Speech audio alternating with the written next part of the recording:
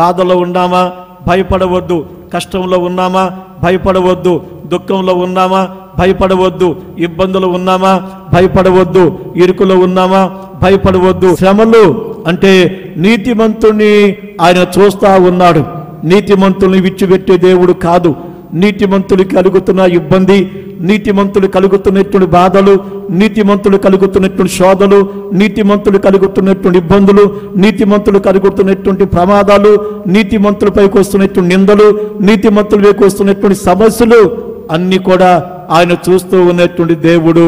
కనుక తప్పనిసరిగా ఇదిగో ఇంకా ఇంకా ఇంకా విధేయత నేర్చుకుంటాకి, ఇంకా విధేయులుగా చేయటానికి, ఇంకా విధేయులుగా బ్రతకటానికి, ఇంకా లోబడి జీవించటానికి, ఇంకా తను తాను తగ్గించుకుంటాకి, ఇంకా తన జీవితాలు తాము ఒదిగిపోటానికి ఈ విధమైనటువంటి శ్రమల్లో వారికి ఒక ప్రత్యేకమైనటువంటి తరివిజిచ్చి జీవితాల్లో శ్రమల నుండి తప్పిస్తారు.